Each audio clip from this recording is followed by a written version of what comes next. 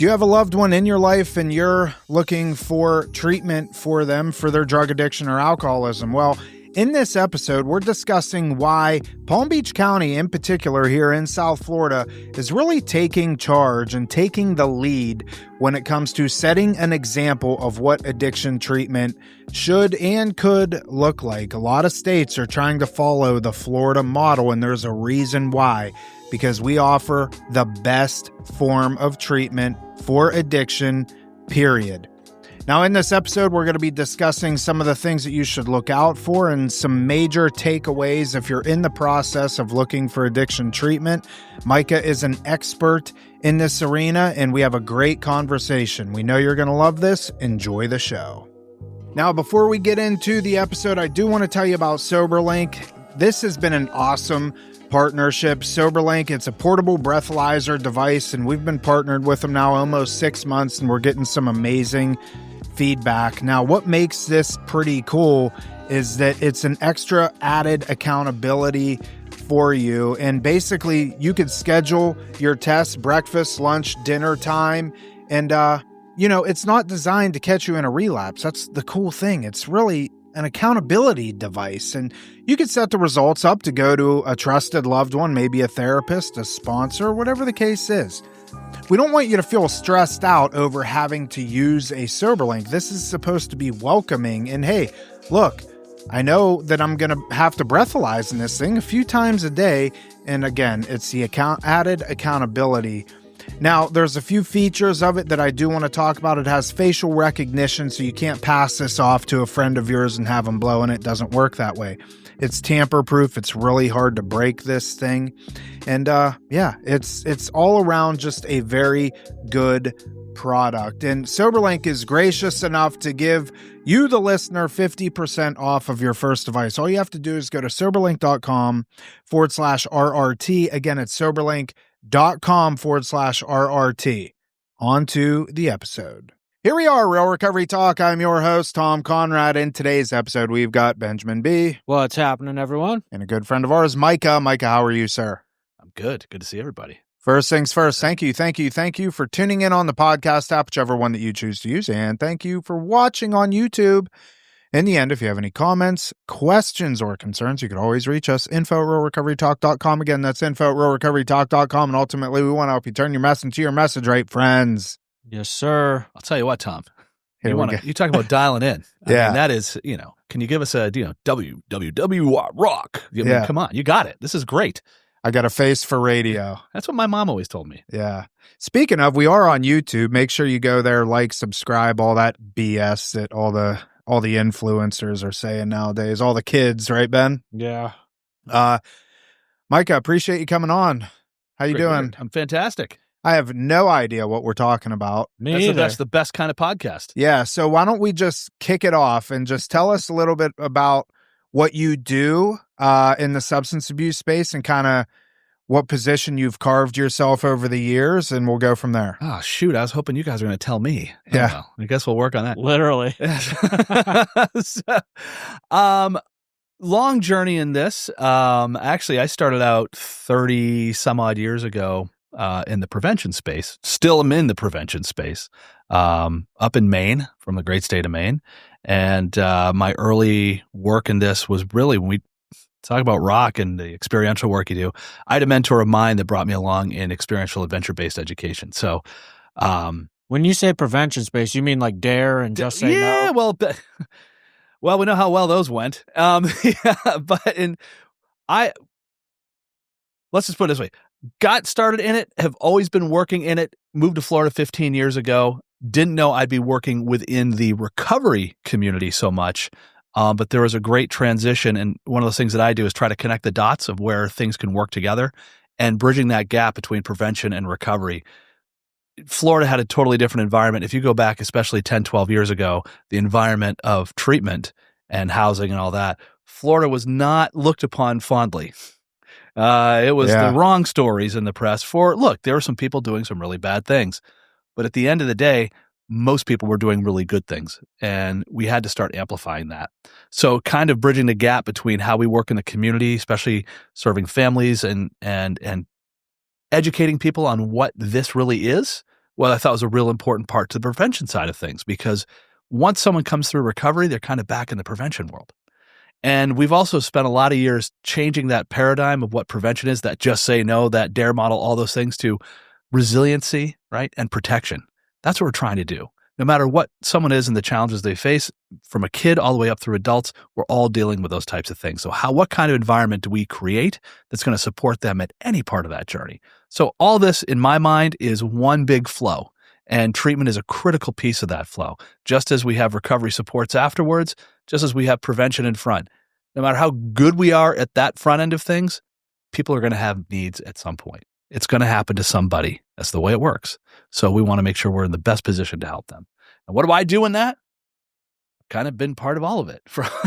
Well, I was going to ask you, give us an example of like a project that you've worked on, or the dots that you've connected in the prevention space and how it correlates with like the treatment space and recovery.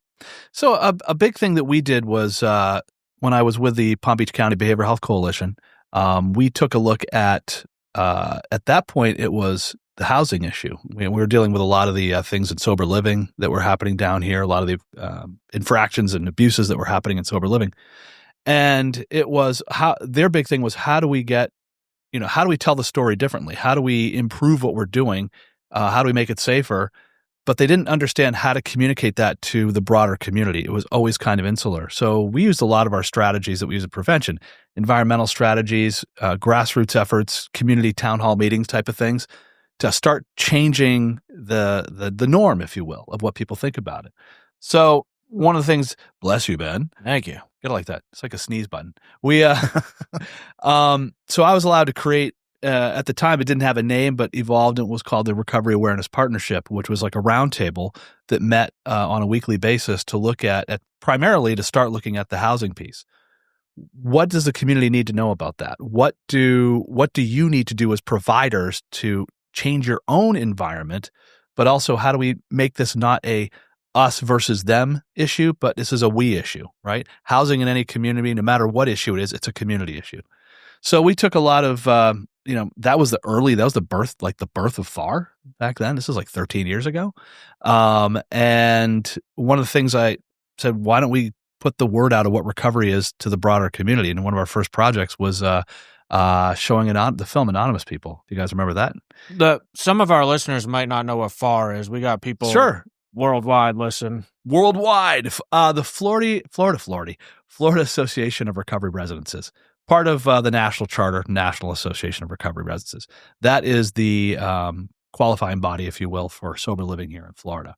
It's like an accreditation. It's an accreditation, yeah. And it's specific to Florida and how it's done here. Let me pause you. What was the name of that film? Anonymous People? Have you seen that? Yes, I remember seeing that in like 2013, sometime around then. I think is when it came out. Yeah, so much so they've had 2 sequels. Oh, really? Yeah. I didn't know that. We've and we did the second one. We did a screening here too, but we did it in the middle of Delray. So at that point, Delray was, the hotbed of everything. And so right at Old School Square, we did a outdoor screening of Anonymous People and had 300 or 400 folks from all over the community, including recovery, show up. And that was a catalyst to look at how we engage the community differently in these conversations. Some other things that we did that were real groundbreaking. You guys remember naloxone was not the ubiquitous thing that it is now. Well, this is not even 10 years ago. You either had a prescription for it or you were getting it from, our friends at Rebel Recovery. And early on, that was Rebel Recovery were rebels. Justin handed out Narcan out of the back of a trunk, to make sure to help people. So getting that in the public eye, starting to do training, starting to bring that to the forefront. And after years, we collectively as a group pushed that agenda forward. Now naloxone is literally everywhere. Yeah. And so that was finding those issues, the Sober Home Task Force, getting engaged with that early on. The Opioid Response Task Force, all those things were all incubated around these community initiatives. Micah mentioned Delray. Again, for our listeners that aren't familiar with the area, but Delray at one point was dubbed the rehab capital of the world. I believe because per square mile, there was probably more sober houses and treatment centers than anywhere else in the U.S. It was quite a magnet. Yeah. But it was based in experience though, because you had some long-standing programs in the area, and it just kind of mushroomed out of that. So Delray still continues to be a real hotbed of treatment, but so is South Florida in A general. lot of people moved out of Delray though too. They did. Yeah. I remember when I was in treatment in Jacksonville, and they were like, okay, where do you want to go? And I'm like, well, I want to go home. And they're like, well, you can't go there. Good first choice. So my options were West Palm Beach or Delray. And I remember going out like in the smoking section, and I don't know, there's 40 people there, call it. And I start asking around, like, where are you going? Where are you going? All of them were going to Delray. And my spidey senses went off, and I'm like, I'm going to West Palm. If everybody's going to Delray, I'm going to West Palm. And that's what I did. And I'm glad, because, coming up in this, so a lot of what you're saying, we lived through this. That's and right. I remember in Delray going down there, and you would see people walking down the streets with suitcases. It's like, well, there's an AMA, there's an admin discharge, there's a, fill in the blank. And it was like, I don't know, even still to this day, I don't go down to Delray ever for anything unless I absolutely have to. I was never a big fan. Now, I'm sure there was a program down there that I don't believe they're still open. Oh, darn it. Boot camp. Oh, recovery boot camp. Yeah, that was a good program. Yeah. Are they That still was an around? all-men's program. No, they're not. They No? closed down a few years ago. Well, there's a bunch of, you got to remember too that in Delray, well, just outside of Delray, you had Renaissance, which has been there for, literally invented half this stuff 40 years ago. Yeah. Dr. Dr. Goodman. And there are things that have been around, but we were talking about call it the scary old days in Delray. There were literally houses you'd go into. It's like, why is there a urinalysis analyzing machine in your kitchen? Oh, God, I remember. It's just, this is bad. Yeah. This is bad. And then you it had all blew that up stuff. so fast. It did. It was kind of like an organic thing. Like you were saying, there were some long-standing, Right. good, reputable treatment centers down there, and then it just kind of mushroomed out, is what you said. But like, what ended up happening is it grew so fast that the bad players came in. Yeah. They're like, oh, what is this? And capitalize on it. You'd have people getting out of treatment that had a trust fund, for instance, from their parents. And they got 30 days sober. Right. They're like, I I'm can going to do open this. a rehab. I'm going to do this. And, but it just grew so fast that it got out of control, Yeah. which is where all the... That's why you Well, that found was the urine analysis things in living rooms. because they called it. There's plenty of stories out there. They were calling it liquid gold. They were doing this. That's when they were doing confirmations, and they would do multiple confirmations on a single person they were getting $1,500 to $4,500. It was like printing money for these folks. So it was a Yeah. grift. That's no longer a thing. I want to throw that out. Everybody, that's not a thing. I remember Megyn Kelly did a thing on it. Oh yeah. On I don't know if it was like a I don't know, I can't remember. Megyn Kelly did a thing on it. It's funny because I like tying in like real examples. Just last week we had a client that we were questionable about, and he's like, "You can't UA me a fourth time. That's against insurance. You guys are just trying to make money." And in particular with his plan, it's included with the service. We don't get paid anything extra. Right. So I just want to smash that idea because it actually there's costs so much, most people $12 for the cup. Exactly. Yeah. There's a lot of misinformation out there about what it really is today. Yeah. Well, so I think it's important to say too, through all that, those that wanted to do good work and help people still continue to do good work and help people. Those that were doing the wrong thing were either arrested or chased out. And I think one of the challenges now is that people still reference things that happened and were prosecuted years ago. And it's like, that was then, and it was bad, but we worked really, really hard to change that. So much so that other states that are now dealing with some of those similar issues look to Florida for leadership and guidance in that. And remember, this was all part of you could see the chain happening. This goes back to when Florida was king of the pill mills. So we had, we were the Oxy Express here in Florida, people flying down. This is when you had pharmacies everywhere. And very rarely would you have a in your logical mind, would you have sort of 3 doors? You go in, see your doctor. Second door, there's your pharmacy. And the third door, there's a nice gentleman who looks like a large lump in his jacket. And you'd see that guy, and out the door you go in a strip mall. And you'd have people, flying down from Tennessee and other places, 5-6 month supply of whatever's out there, oxycodone, Oxycontin, everything else. That started it, right? And then that legislation was put through. Actually, our former state's attorney, Dave Ehrenberg, that was his sort of first championing bit, if you will, shut down those pill mills with that legislation, created our monitoring program. But what did that do? Well, we just have a whole bunch of people that are now on prescription opiates. Where are they going to go to next? Welcome back to the heroin spike of 2014, 2015. That then evolved into the fentanyl crisis, what people say. And I use fentanyl openly. It's synthetic opioids. There's 2,000 plus varieties of that out there. And we started the chemical arms race. So we're always going to have that substance piece to it. What we had to do better was how do we protect to get, hope as many folks did not go down that road? Regardless, how many folks can we save, protect, and help that are now on that journey? How do we get them to go to that recovery journey? So that's, like I said, I've been at this a long time. It feels like, well, aren't you ever going to fix it? It's like, this isn't a fixable thing. As long as there's humans being humans, it's like the old joke when I used to do schoolwork to say, how do you deal with a 7th grader? I said, well, half of it's being patient. Don't worry. They'll turn into an 8th grader. Some of the stuff will change, but those are dealing with substance use issues. We know there's usually something going on behaviorally. We got to look at the individual completely, and what they're going to need is going to be different than someone else. And again, with the chemical landscape we are now, between the high potency THC, you pick it, the chemical, grab bag that's out there, people are going to find it. It's getting stronger. What do we used to say? It's like we have an analgesic response to an existential crisis out there, I want to hit home kind of something that you said and, bring it all together.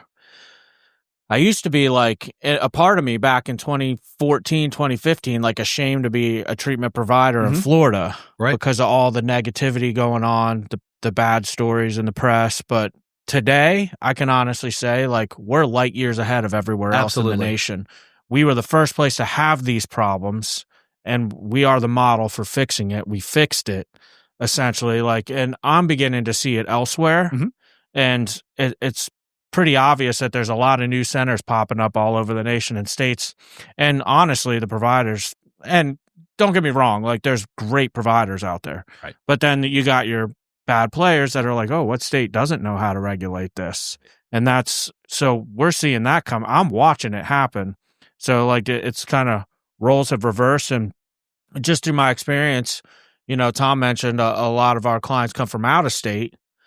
The feedback we get is overwhelmingly that Florida is the best place to get sober. Like the culture here, there's a meeting on every corner at every hour. Like the number of people in recovery is just astronomical.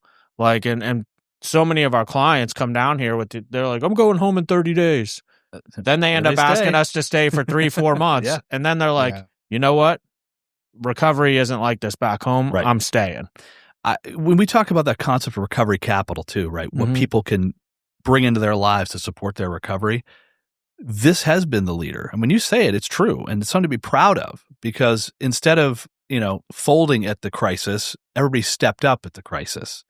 And that's across the board. So again, treatment's a sliver in someone's recovery journey. So you want to make that piece as good as it can be, because the recovery end of things is mile wide. So one of the things that, not only programs supporting their alums and folks that have been through their program, but also as a community, how we responded. So, now we have between Fort Lauderdale and the Treasure Coast. So that's like our South Florida pocket right here. We had no recovery community centers, no RCCs, no RCOs. We have 11 now. That's unbelievable. This is free stuff. This is things that can support recovery. Again, the meeting culture here, we have folks there are certain meetings that people in recovery that retire to certain towns because of those meetings. You know? Head up to Jupiter sometime to the Lighthouse meeting. People have bought condos there as they retire. It's like, oh, I got the Lighthouse meeting every day. It's incredible. So it's shifted that from, this is a recovery-centric community now. It's a recovery-centric, it's not even it's a community, but we're talking a region. And so think about all the things that have fed into that. Building out the recovery and treatment environment, you're hiring folks with great experience. You're hiring folks that are committed to this. So that's a pool in itself. This is its own economy. And I don't mean to sound that in a callous way. That's a positive thing. It's helping those help others along the way. So creating that is great. What we do for events, and we'll talk a little about that in a bit too, how we celebrate those things for individuals, how we support individuals in either employment, in further education. Look at our colleges. We now have, you can go to Palm Beach State and start out at the base and get a 2-year certificate, get a 1-year certificate, but you follow that all the way through if you want to. Now they have a partnership with FAU. You can go from getting your certificate all the way getting a PhD in behavioral health sciences. It's unbelievable. That's where Tom and I met, Palm Beach State. There you go. The addictions program. Yeah. We were the first class of the very first time they offered it, a class. Tom and I were in that class together. It was a brand new program. George Stupas, Dr. Stupas. I love him, dude. Man, he's the I haven't man. seen him in a long time. So I remember when he kicked that off, and that was the thing that we were like, look, this is fantastic. And then again, what FAU did in partnership with that, and now they have soft bench, hard bench. You can go into the chemical sciences of it. You can go to the behavior. That's unbelievable. So if you think about, and again, I sit in the space where I'm kind of get thrown into the challenges a lot. How do we fix these things? But I look at it, sometimes you got to stop and say, wow, where did we start? And look where we're at now. I mean, look what we're doing right now. Yeah. Having these conversations in this incredible studio, talking to thousands of people out there saying, look what you can do here in South Florida. It's amazing. There's something you touched on too that it's funny. Just got mentioned to me a couple weeks ago. We have a friend that owns a center down here that just opened one in Jersey. Great people. Mm-hmm. I'm sure it's an amazing program up there. They're bringing the model from down here up there. But he said the biggest challenge up there, he's like, Ben, I can't find people to work here. Yeah. It's not like here where you said it's its own economy, so to speak. There's so many great people in recovery that want to do this for a living, want to show other people how they got sober. And they understand it. And they understand it. We're up there, he's like, dude, I can't find any good staff. Like, it just doesn't exist. Yeah, well, here too, and just meeting your clinical team, and I get to meet with a lot of center stuff. It's so great to meet like that heartbeat of a program, because that clinical piece is critical. But it's even hard down here to get really good clinical staff, because there's so much need across the board, between our schools and private practices, and there's a huge need for behavioral health professionals. So that's another thing that we're working on, is how do you work with your state educators, much like Palm Beach State, but around the state, to create a pipeline of individuals to get into this, including folks in recovery, to just kind of find a expeditious path for them to get through, so we can get them into the field and get the practice that they need. And that's a huge need. I want to bring this up, and this has popped up a couple of times. And I referenced this, I think, on Tuesday last week in the Family Reconnect program. Good time to plug it. realrecoverytalk.com/FRC. It's our family support group that we have. We'll touch on that too. Family's huge in this. Yeah. The most disciplined people used to be reckless. The most confident people used to be full of doubt. Tough times trigger the most growth. Keep going. That was South Florida. Yeah. Like, it was reckless down here for a period of time. But everybody, and we weathered that storm. There was a time when we weren't confident. Remember, Ben? We're like, oh, yeah. We're not going to be able to compete with these patient brokers and, everything that was taking place. And we were full of doubt. Like, is this going to work? But it triggered the most growth. And I think we have one of the best programs available to people in South Florida. I wanted to ask you something in particular. You talked about recovery centers, and there's 11 of them. Yeah. What are those? The recovery community organization movement. It's a thing around the country. and you can actually go to Face and Voices of Recovery. They actually have like the playbook, if you will, to open an RCO, which is basically community led. Recovery community organizations are led when you create, say, a advisory board or your board. They are comprised of at least 51% or 50% of folks in recovery, and the other half are folks that support recovery, right? And an RCO can just be there to advocate and create opportunities for folks in recovery. An RCC is if that all of a sudden gets a brick and mortar structure to do things in. So we created the hub here in Palm Beach County. The first one was in Delray, still is in Delray. Actually had to have one move already. Welcome to Florida landlords. And but that being said, it's a place where folks in recovery can go. This is, by the way, this was completely funded by Palm Beach County through community services, and shout out to them because they have, as a county, they've really embraced this movement. Think about it. This county was ground zero for every issue. And now they are, when you're getting the taxpayers of Palm Beach County are supportive of a recovery centric community. That's pretty game changing. So there are centers right now. Delray is open. Lake Worth is open. Belglade is open. Riviera is done. It just isn't open because it needs a new roof. That's happening. But these are folks, if people can come in, they can get all kinds of recovery-based services. So if they're working on resumes, they can work on resumes. They can work on, if they have interviews, they have ability, computers and private stuff. You can go Zoom. You can do things to do interviews. You can work on things if you got to get food stamps, if you're looking for housing, if you're looking for, it's a place where they have staff, peer-led, where they can help, they can support. We have the hub. We also have Rebel Recovery has their components where they do not only some of the recovery community outreach, but they also do some of the harm reduction work as well. Up in the Treasure Coast, we have Barbara Moody and their great work with Right Life Recovery. So they're doing not only RCO work, they also provide some respite.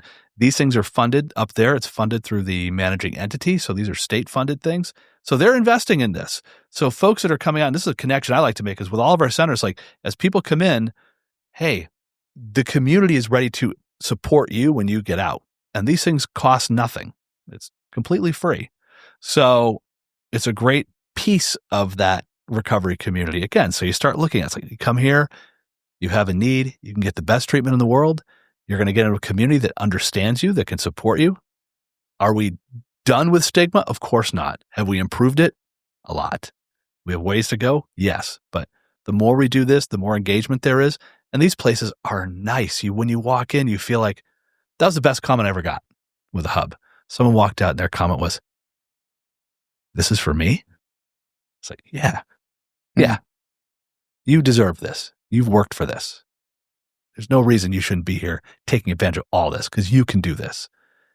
That's why you do it, So what a lot of times, people that are in recovery or come down here by way of an airplane and end up here, they've never been here before. Right. And sometimes, we see this in the treatment space.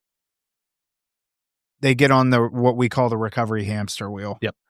And then they just start treatment hopping and they start to kind of learn the ins and outs and stuff like that. But eventually I have to be led to believe that picks away at your self-worth, that picks away at your self-determination. And if you stay on this cycle long enough, you start to buy into the idea that you're just worthless. Right. And that, I'm not going to be able to do this. Look at me. I have failed myself time and time again. I've failed all my loved ones, yada, yada, yada. So then when you end up with something like that to where they can, because there's a saying, the opposite of addiction is connection. That's it. And going into a place like that and seeing that there are resources available and that people are willing to come along your side and kind of help and walk you through this process. Everybody down here is given the same opportunity. It's just a matter of who is going to capitalize on it, It's okay to give that helping hand too, because some people don't realize that they're in the opportunity to capitalize on that. You know what I mean? You have to kind of, sometimes it's like having a great mentor. Generally, you don't realize you've had a great mentor until after you've had the mentor. It's Right. it's like that relationship was really important. Well, helping people identify those moments. And so, because they've had so many broken connections, because you said it, and I say it in every group that I do, is that you throw that pop quiz out. Because first folks through all this usually say, what's the opposite of addiction? Oh, sobriety. Not really. That's a piece of it. Yeah. That'll help get you there. But it's connection. So connecting to yourself first, connection to your spirituality, your higher power, that's important. Connection to community. These are the same things we talk in prevention and protection and those types of things, where it's the same factors. The top three protective factors for kids against all risky behaviors are? See if these sound familiar to you. Positive connection to an adult, a caring adult, positive connection to peers, and a positive connection to a community and a sense of belonging. Those three things. You get one of those three things, you're halfway home. You get all three, we build safe, resilient kids and communities. Look at recovery. If you have if you get a sponsor, mentor, a coach, another adult that cares about you, slightly different.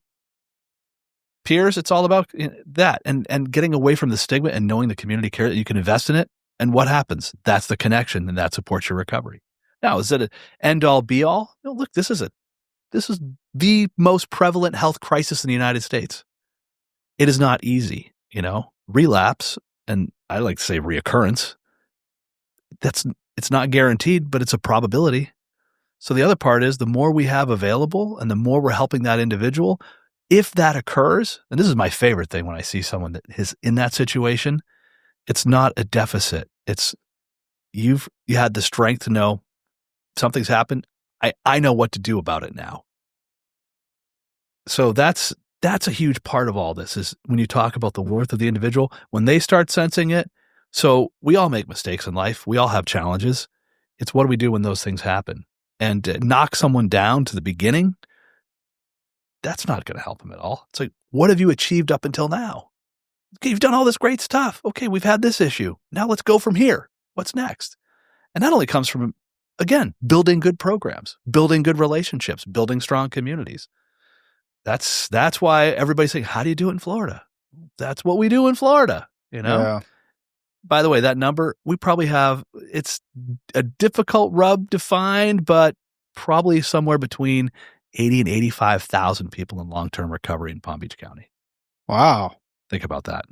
Really? Yeah.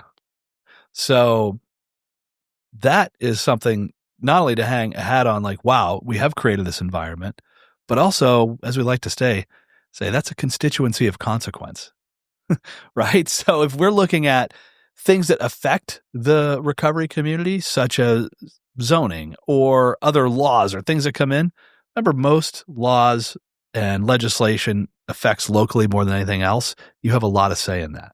So motivating, mobilizing, and educating the recovery community, they can be empowered to change that community as much as anybody else. So that's me getting political. So as far as the families go, you perked up at that. You said families are very important. Elaborate on that.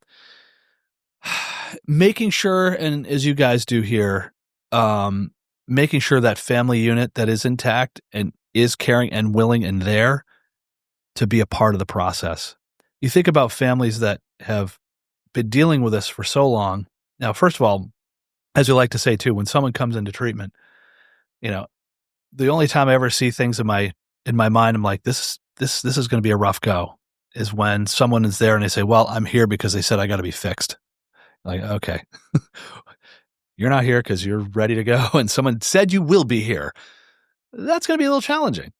But when families say, hey, this is our loved one, please help us. Well, when they say, please help us, that includes their loved one and includes them, because they're hurting. They might be part of the issue, and not out of anything cruel, mean, or spiteful, but they may not even know because they've never been through these situations or had the chance to learn from professionals, understand themselves.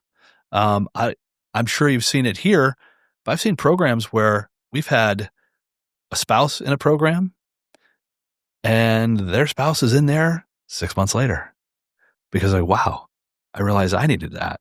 Or their kid and now a sibling or even a parent is now coming through a program because they were able to work together and see what's needed. And so when you guys say, and you have your family, it's like when you engage the family, you're truly engaging the whole system. And a lot of times that was forgotten. And that's something so important. Now we understand some families, they're tough, they're fractured, they need a lot of support. And for some, the family component is, that's a safety issue. Understood. But for the most part, families are there to help. I mean, how many calls do you get? Please help my loved one, help my son, help my daughter. Okay, we're here to help them, but we're also here to help you. We're here to help you in this journey too. And that can help change everything. And there's a lot of resources we're trying to bring to the table to help educate and support those parents. So there's a lot of things out there, and it's changing. You want to change stigma. Look, years and years ago, if kids were dealing with this issue, young people, I say kids, I'm 51. Everybody's a kid now. You went away, we put you away. Where's Tommy? He's gone away, and they would just kind of shuffle this under the carpet and that was it, but they now know that you don't have to do that. It's something that, because the reason why they did that is because they didn't want to say to their neighbor, hey, guess what? I'm dealing with the same thing that you're dealing with, is dealing with the same thing down the street. This is so pervasive. I mean, behavioral health affects every single family in the United States. There is nobody that's not affected by this. Substance use, if you are not the individual, you are one loved one or one close relationship away from knowing that person. Right. So this is not and if you see 30 people and they all say, well, this isn't us. It's like, well, amazingly lucky, or most of you are lying. So, but so that family dynamic and conveying that through the work you do, when you create the culture of community, culture of family within your program, that's not a hard leap to pull real families into it. So yeah, I perk up at it because it's a huge component. Well, it's one of the most challenging things too, when you're working with families that they want to bring attention to what's going on, but they don't want to own any responsibility. And that doesn't mean that you are the reason for their drug use, but you have definitely played a part. And being able to identify that and work on that, I think, is one of the hardest things, but most impactful things that families can do. Yeah. And that's honestly how the podcast really started, was because everybody, if any of us go into treatment, we have a whole team. We got case managers, therapists. I mean, down to, people driving us around, taking us to grocery stores, cooking for us. We have chefs. It's a good set of bubble wrap. Yeah. But what was for the families? Right. Nothing. You just figure it out. Right. The therapist will reach out to you whenever they get a chance. Yeah. And so, that was like, for us, it was like, well, wait a second. Because a lot of times the families, they're not necessarily the decision makers, but they are a lot of times the decision influencers.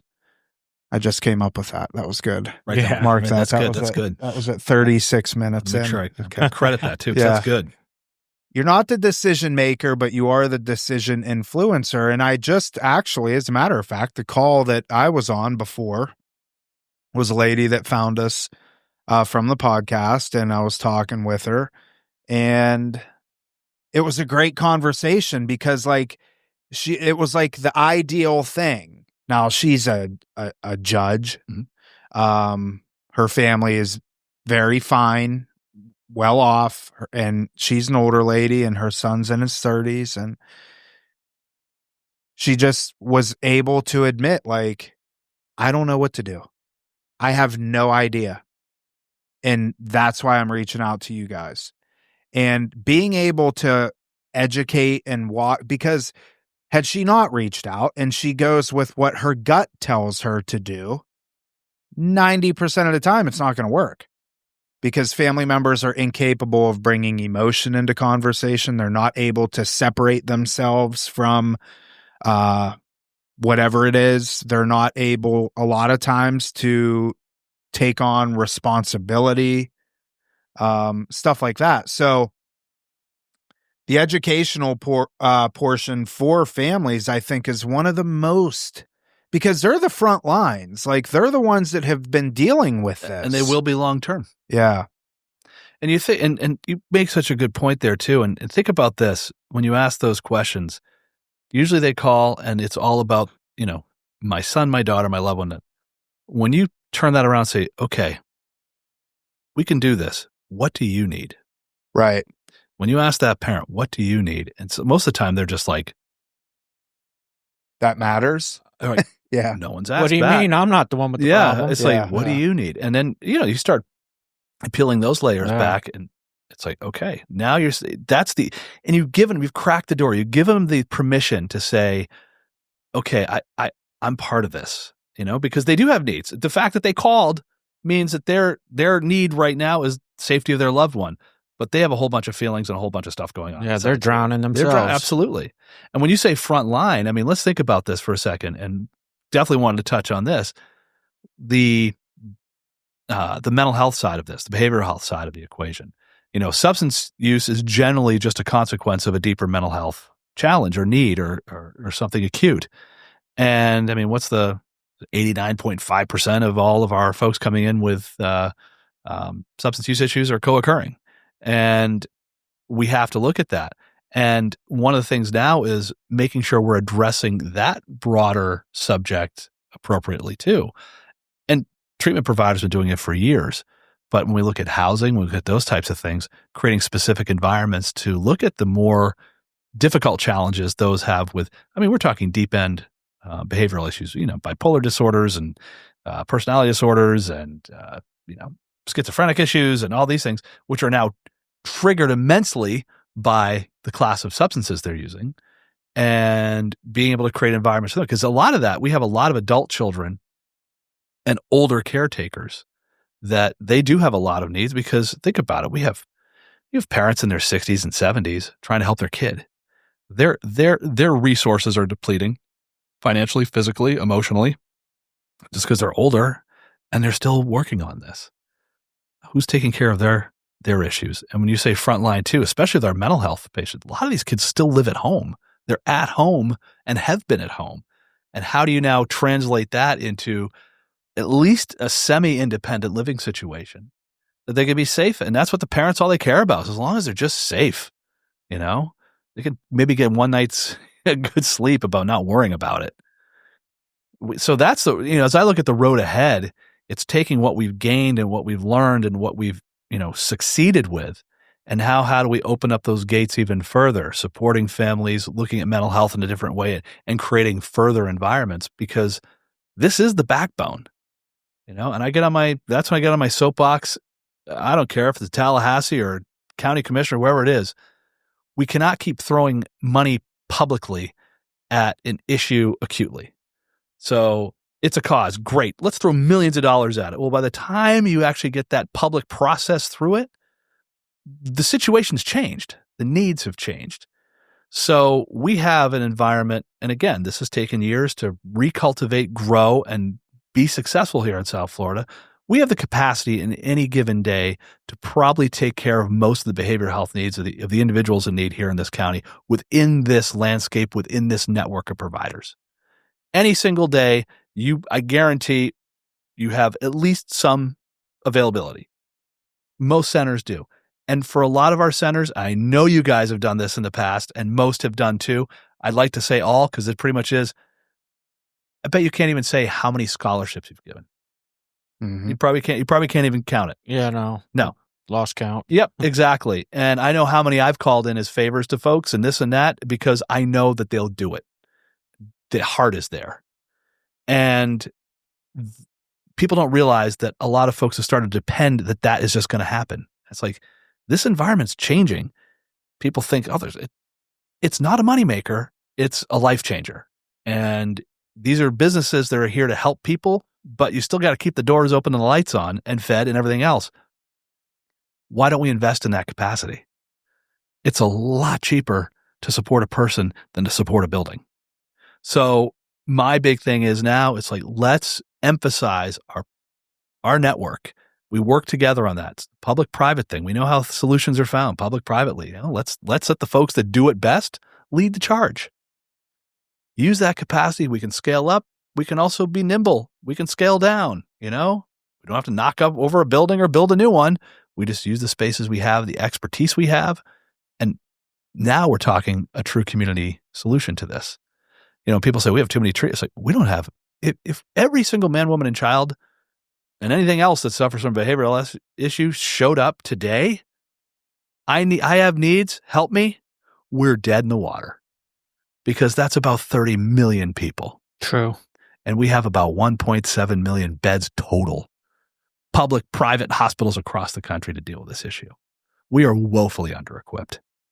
So we need to look at how our insurers, how our payers look at how they treat individuals in this, how we're looking at how our experts in this field, those that have proven success, demonstrative proven success in this, work together to create what we need next. And like I said, we have it. And South Florida should be the model for this. We have the capacity. There should never be an empty bed anywhere in this county. There's someone that can use that. One of my biggest issues with a lot of this is, for us, we call it 25 people average at a time. And sometimes we'll dip down into like 20. Very rarely, we have capacity to treat 30 people. But I see and hear, and I don't want to get into the political side, but if we can riff for just a minute, like all this money that is going to, and I used California as a reference a few episodes ago. Mm-hmm. I did a regular ChatGPT thing to see how much money they spent over the last 3 years on mental health and the homeless crisis. Did you cry? There. I cried. Well, number. No, we were actually recording, so I don't think I did, but it was, can you remember, Ben? It was in the billions. It was like billions, 30 some billion dollars over the last 3 years. Mm-hmm. And it has not made a dent in the homeless crisis over there. Definition of insanity, right? Trying the same thing with expecting the same result. They have not even tried anything that even has the potential for a result. I'm flabbergasted by the amount of millions and millions, billions of dollars that have been thrown away at these issues that when the solutions are staring right at the face. And California has it's a very complex state, very complex issues they've created that have created their homeless issue.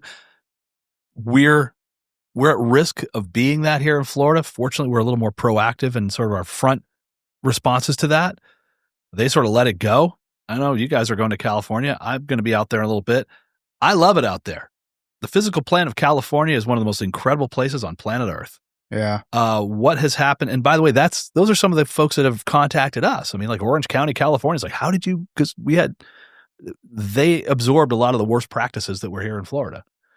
But if you look at their homeless issue, you look at all these things, and some of their solutions are just foolish, such as, well, we'll build basically a giant apartment complex for our mentally ill and homeless population. It's like, okay, what's going to happen to that place in about 15 minutes, other than it'll be on fire?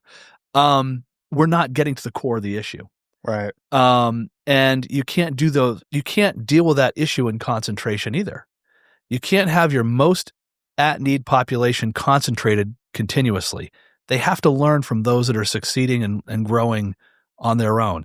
It's a difficult relationship sometimes because as an individual, you're dealing with someone who's struggling. Okay, well, if you can't handle someone else who's struggling, then probably you're in the wrong space anyways. But also giving them the opportunity to grow in a different way. You're never going to, again, that's an issue here too. We have folks that are on the street here that's where they want to be. That's where they feel safe. That they've learned that culture. Okay, keep the door open for them, but move on to those that are at risk. Our biggest risk populations here in South Florida for homelessness right now are working families and the elderly. The couch surfing kids, that number that are in school that are basically considered homeless, that's not counted in the count. And when say we got a 1,500 homeless count, At best, times that times 5. And I'll stand on that any day. I'm sure I'll get feedback. Oh, anytime it's probably more than that, either homeless or at risk. So now we have opportunity for folks that are coming out of treatment. They're at their most protected mode. And if they can't find the availability or the resources of quality housing, which we know is the number one indicator for long-term recovery success, access to safe, attainable, secure housing. Well, it's Maslowian. I mean, come on, it's a hierarchy of needs. But what a cheap date to provide someone with certified housing for 6 months. Get them down the road. What's that, a few grand? Okay, yeah. Let's put them back into we could spend $30,000 if they get incarcerated, or we could spend another $30,000 because they're going to relapse because they have no supports. Why not continue the bridge that they need? That's one piece of prevention and one piece of the puzzle in this homeless issue. It's not just homelessness. It's a broad issue, but we could take chunks of that as we go. Transitional living, respite housing, making sure that we can have these recovery, I call them recovery communities, recovery villages, if you will. We shouldn't be separating this thing. We should be, if we have capacity, what's wrong with having folks living in an environment where they're learning from each other, but we're supporting it, not just letting them go, but supporting it, bringing in peer supports, creating a local RCC right there on site where there's resources. Pick one room and they can come in there and get resources. These are the ways you start mitigating some of those challenges. And those have widespread effect. Someone's working, they're making a decent wage, they're in sober living, they're going to go to transitional. Guess what they become? A worker, a taxpayer, a renter, then a homeowner. It's not rocket science, but we got to get to the core of it. And these are the things that we could support. This is where the funding can be used effectively, and then we can measure it. And by the way, it's real easy. It's public money. It's like anything else. If you're doing the job, you get paid. If you're not doing the job, you don't. It's a pretty good motivator. Yeah. Not hard. We've almost gotten to a state of negative returns in some ways too. I think this is a good time to capitalize on something you said, because I'd like to hear your spot on it, or because there's two sides to everything. That's right. Maybe there's some stuff I'm not seeing, but one of the reasons that I feel like our program is so successful is because of the way that we structure it. Mm-hmm. So we're a PHP IOP program. Right. The PHP is our Florida version, Florida model inpatient, if you will, to intensive outpatient. We do outpatient. But after that, for our graduates, our males in particular, we have a step down. We have a triplex with 14 beds. You mentioned housing. Yeah. If a addict goes through treatment and has nowhere safe to go afterwards, Dunsky. That's it. You're done. And there's people waiting for them. Yes. So what we do on our end, we have this triplex, and to be 100% transparent, we've talked about, do we need to get rid of this thing? Because they go through treatment, they graduate, but here's what happens. For our clients that finish our program, that have somewhere to go, that have housing of their own because their families provide it, whatever the case may be, those are taken care of. But then we get quite a few clients who have nowhere to go afterwards. They move into our level 2 in Florida, sober living, which is $225 a week, right, for them. It's the most affordable housing in South Florida. Correct. And I'll be very open and transparent. Some months we actually lose money, I guarantee you do, on this house, but it's so good for when we're on the phone with families and we say to parents, your loved one can finish our program, which on average is 90 to 120 days. Then they can go on to our sober living, which is still overseen by us, our same behavioral health tech staff. There's no clinical tied to it, but they have the opportunity. We have people regularly picking up their 1-year medallions there. Right. I have heard through the grapevine, and you're more involved than me, that they're trying to pass legislation in Florida that's been talked about. I don't know how far along it is, that they're about to tell treatment centers we can no longer offer level 2, and we have to only offer level 4, which is clinical treatment tied to it. And I'm thinking to myself, that is crazy. The reason that everybody else should be copying our model. Right. Instead, I've heard, again, rumor for me, I heard it secondhand, kind of firsthand, but it was a very reliable source. But I'm like, why would they shut down the model that is the most effective? Just because not everyone's doing it, because I'll call it what it is. There's no money in sober living. No. So the resources for coming back to your original statement, if you don't have housing, like we need to figure out a way. It got out of control in Florida, like back a decade ago. There was problems with sober living because you mentioned the urine analysis machine in the living room. The deals that people were cutting, they were basically just revolving doors. Yeah, there was kickbacks and back end illegal deals between sober houses that had no professional, clinical, qualified staff with treatment centers backdoor deals, if you will. But now we've kind of gotten to the state of negative returns where I'll be honest, our clients, if our sober living's full, we're having a hard time finding sober living because I get those calls because we're listed on the FAR website as a sober living, and I'm like, sorry, I don't have a bed right now. There, do you know anywhere? And I go through the list of FAR accredited places. I called them already, they're full. I called them already, they're full. So we're now, from where I sit, my experience, ending up in a shortage. There's treatment centers, but then there's nowhere to go after. Right. It is a shortage. And there's a couple things on that. And you've hit it. We need to support that gap, if you will, because someone who is coming straight, very rarely, I mean, you'd love to see it. They come out they've done their 90, 120 days. First, I love to hear that because that's the longitudinal model. That's what works. What's the other? The opposite of addiction is connection, but what's the ultimate solution? Time. Because you got to heal. You have to do all these things, right? So, time in a program is huge, but that recovery, that's just more time. That's why we have that model. The whole idea is to gradually bring someone back as they're healing, as they're learning, as they're creating their own resources. You take someone who's been in the most traumatic experience of their lives, and in 30 days, you're like, hey, get a house, get a job, get a them, you're fixed, go. That is disaster waiting to happen. So now you've had time, especially with opiate use disorders, the time it takes for the brain to start actually healing. So that's huge. And if we can support that, like I said, we have to have that next level of housing. If it's all, what happens after that?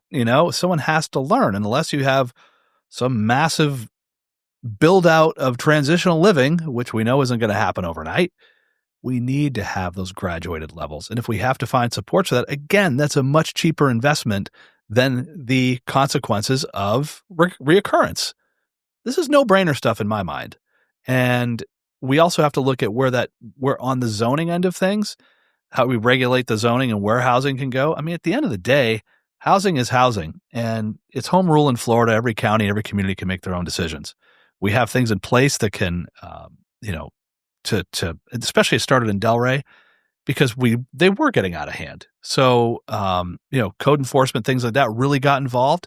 But the way they did it in Delray was, let's get rid of the worst, but those that just need some support, let's give them let's not shut it down. Let's give them the path to doing it right. I don't mean they're doing anything wrong, but make sure their house is secure and they're, have so many people in this and following all the codes and all that.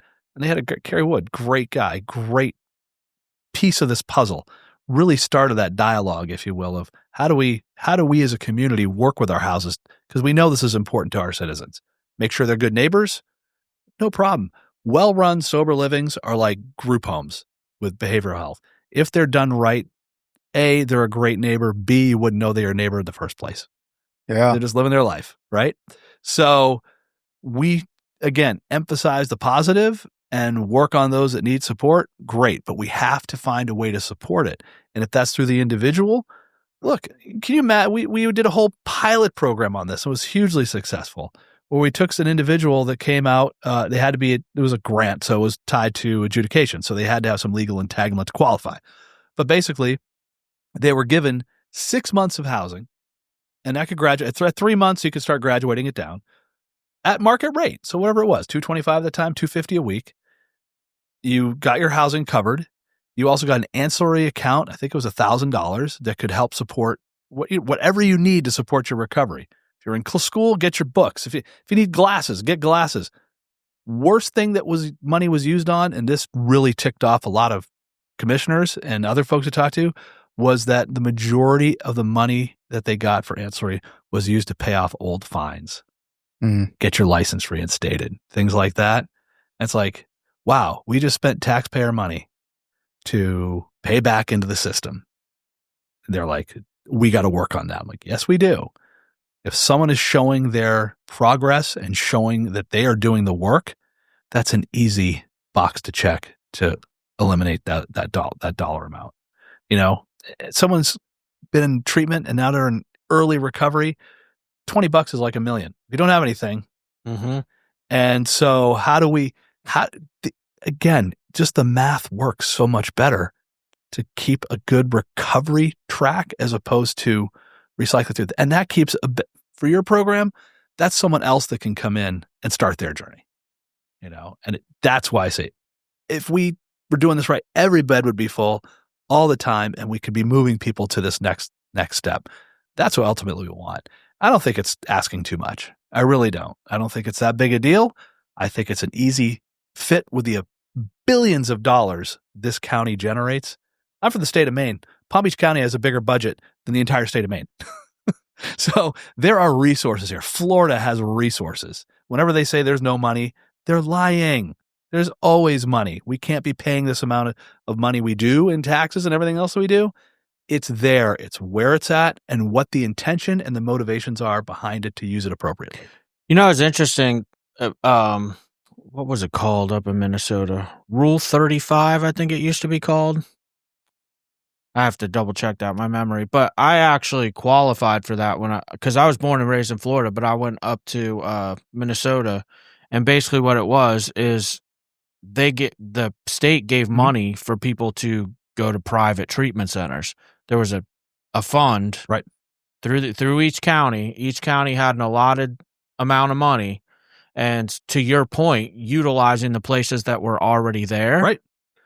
They sent me to a private treatment center called New Beginnings, which was a phenomenal program. I didn't stay sober, no fault of theirs.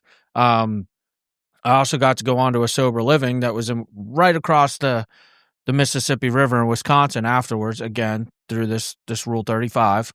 But I hope I got the number right. I'll have to Google that after. There's a lot of rules in that set of bills. Yeah, it's okay. But anyway, the point is like, I like what you're saying about utilizing the places that are already there. I mean, let's call it what it is. We have empty beds here all the time. Right. You know, if the county called us and said, hey, we'll offer you X amount of dollars to take these people in, does that cover your costs? Sure, no problem. And we have one public resource right now.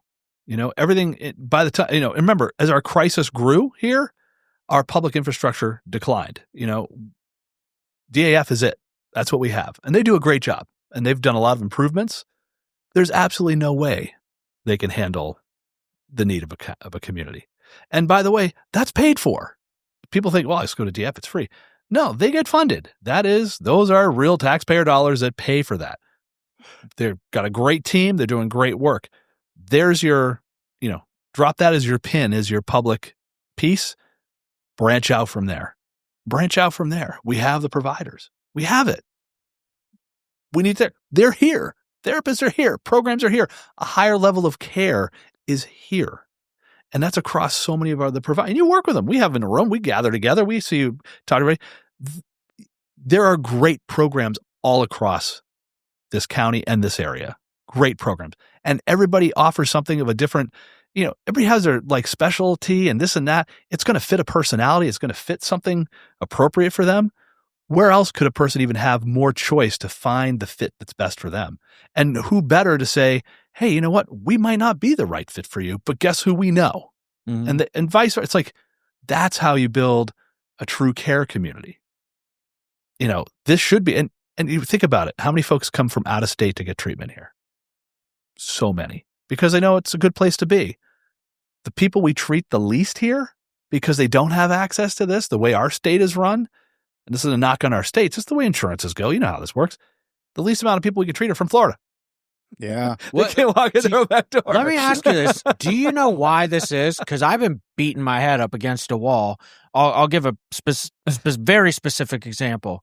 The majority of the people who have policies in the state of Florida have Florida Blue right. of some sort. Yes. I'll be very frank with you.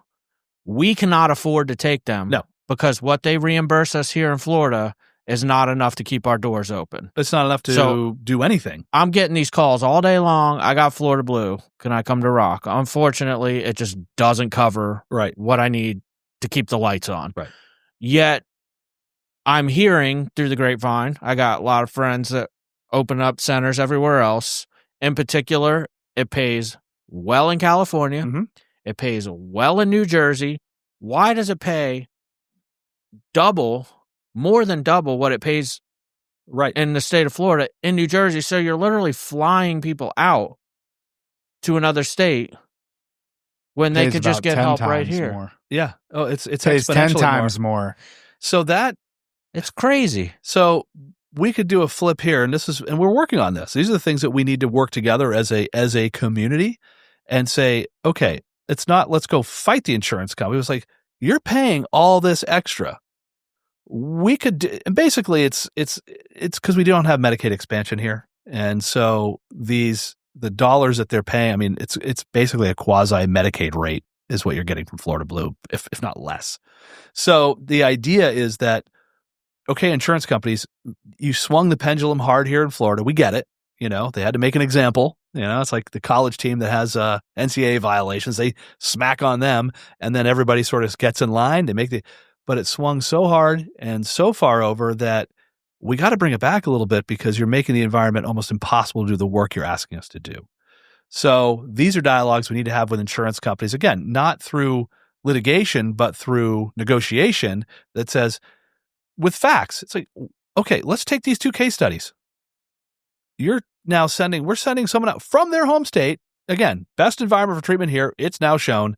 Yet now you're going to pay what would have been, you didn't pay enough here, but you're going to charge 10 times that to someplace out of state when all you need to do here is kind of double the Florida Blue rate, and that'd be more than enough to cover that person and be able to keep the doors open and everything else.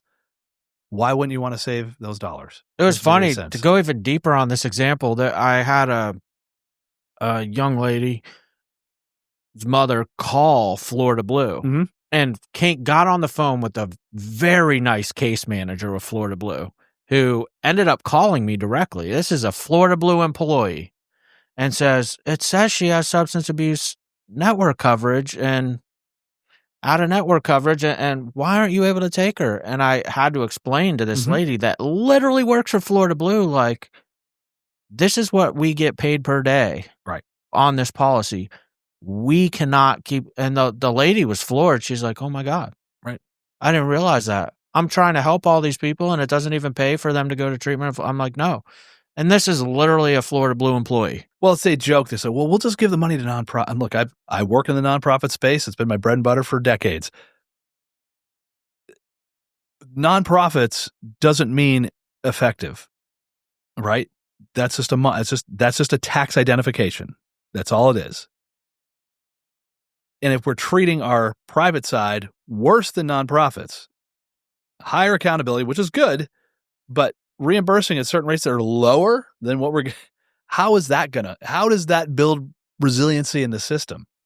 Because if we shut down all of our private providers, good luck. Yeah. Good luck.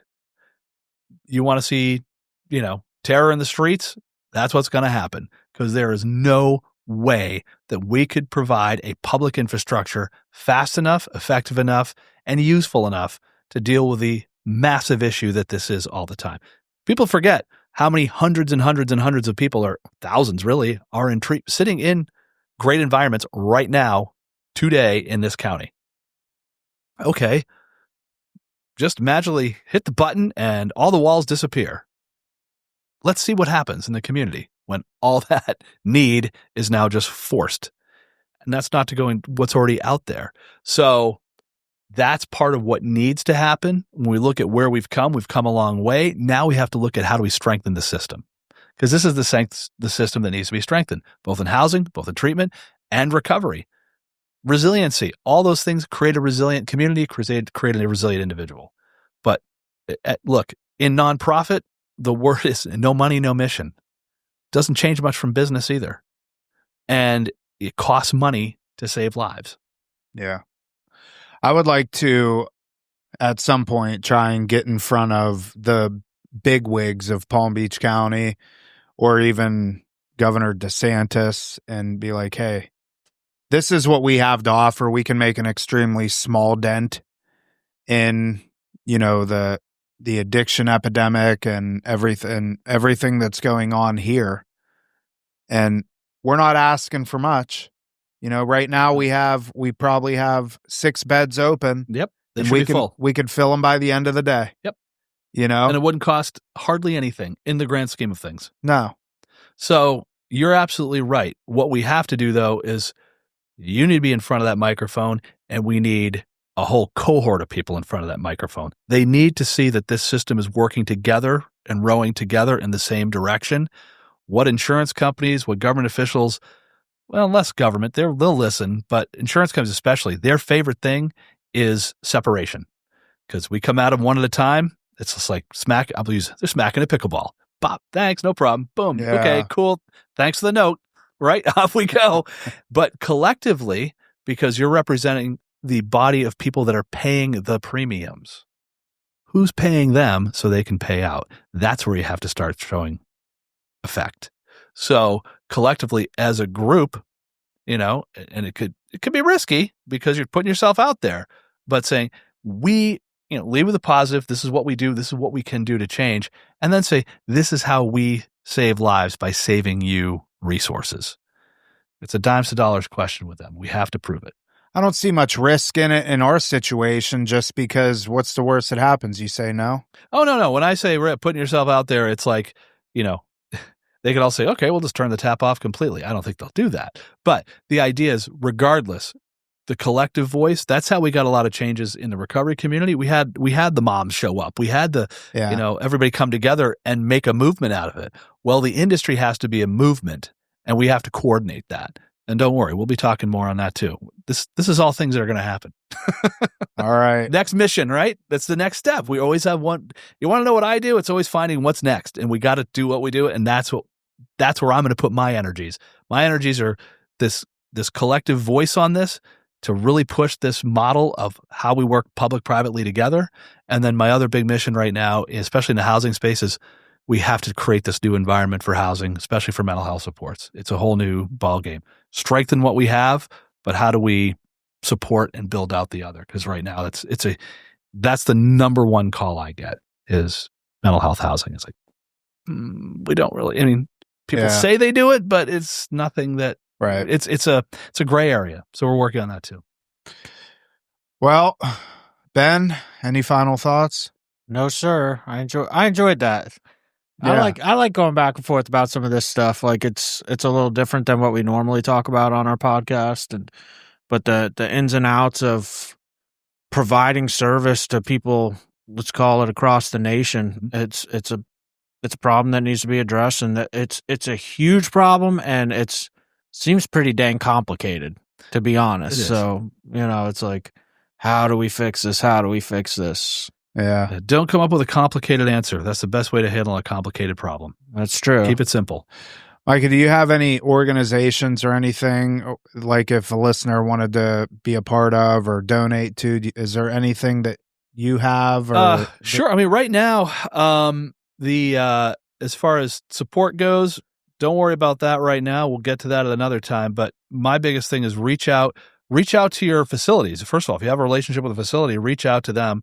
Definitely go online, pbchub.org. That's our recovery community hub here in Palm Beach County. Reach out to Rebel Recovery. Reach out to Right Life. Those are your community-based programs. They can always use support, volunteers, everything else. Get engaged. I've been hosting, we've had a couple weeks off at summer, but I've been hosting the Recovery Awareness Partnership for 13 years. We're every Tuesday at 9:30. Just send me a note, mrobbins2933@gmail.com. No problem. Call me first, reach out personally. And we'll get you on there. Basically, we just, that's the forum where we can start incubating these things. And then we're going to start formalizing this too. So we got some stuff in the pipeline, stuff in the works. Stay tuned. We want to start affecting these legislative issues, these governmental issues. And eventually, it's not an eventuality. We got to do this now. We got to come together on this now. All right, that is it for this episode of Real Recovery Talk. Thank you for tuning in. In the end, if you have any comments, questions, or concerns, you can always reach us, info@realrecoverytalk.com. Again, that's info@realrecoverytalk.com. And ultimately, we want to help you turn your mess into your message. That is it. We will see y'all later.